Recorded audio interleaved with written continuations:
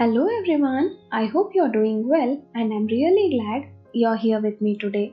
Why do some people seem to attract success, opportunities, and happiness naturally while others feel stuck no matter how hard they try? According to The Secret, the answer may have more to do with our thoughts than we realize. In the previous video, we explored the basic idea behind The Secret, that is, the power of thoughts. Today, let's go one level deeper into how that works. Some people keep getting richer while others struggle to move ahead. Some people seem to live in joy while others are constantly fighting battles. Some people attract opportunities while others keep missing them. Why does this happen? For a long time, I believed it was all fate and everything is destined. I had no idea there was something like the law of attraction. But when I read The Secret and understood its perspective, I felt like I had discovered a completely different way of looking at life. So, how does the book explain the connection between our thoughts and our lives? According to the book, every thought carries energy, and everything in the universe, whether visible or invisible, is also energy. And energy operates through frequency. Think about radio waves. When you change the frequency, the radio picks up a completely different signal. Our thoughts work in a similar way. By consistently focusing on certain thoughts, we tune ourselves to experiences which match that mental frequency. To explain this idea, the book uses an example similar to gravity. We can't actually see gravity, but we know it exists because we can observe its effects. In the similar way, The Secret explains the law of attraction as an invisible law that responds to our dominant thoughts and focus, whether we believe in it or not. When I first understood this concept, it made me reflect on my own life. I started looking back at the thoughts I repeatedly entertained and comparing them with my current reality, both the positive experiences and the challenges. And surprisingly, I found several situations where it felt as though I had unknowingly moved toward the very outcomes I had been focusing on. Let me share one example from my own life. As a child, I always dreamed of winning a medal. The problem was that I had convinced myself that medals were only for athletes. And since I had no interest in sports, I believed that winning a medal was simply not possible for someone like me. Then on my very first day of college, something unexpected happened. One of our lecturers announced that students who achieved top academic ranks would also receive medals. I still remember the thought that instantly crossed my mind. Wait, maybe I can actually do this. It was just a small thought, but for some reason it stayed with me.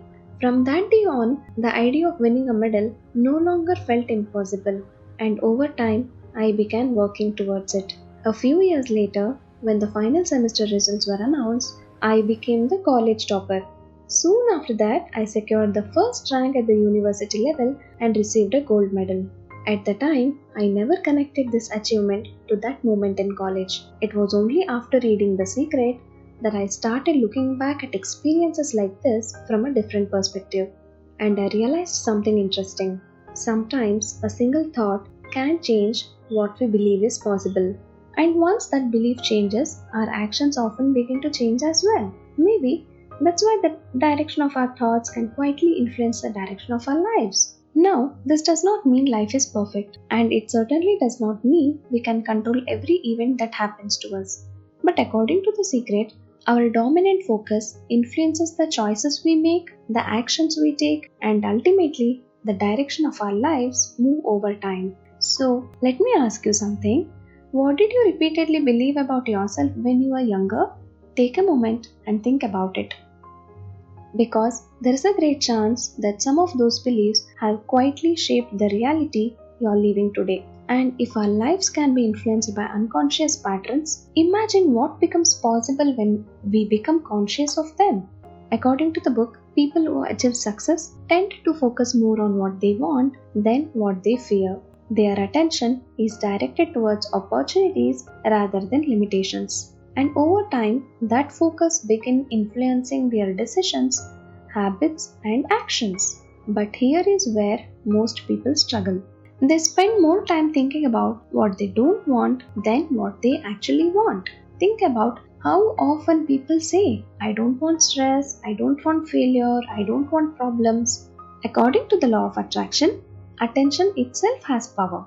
Even in those statements, the mind is still focused on stress, failure, and problems. The book says that the mind responds primarily to what it is focusing on, not to the word don't. Here is a simple example.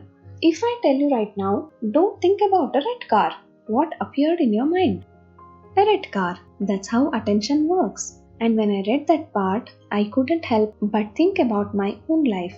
For years, I kept telling myself I should never have to wear glasses. Yet eventually, I reached a point where I needed them. Now, this does not mean we should try to eliminate every negative thought. That's impossible. The mind naturally produces thoughts.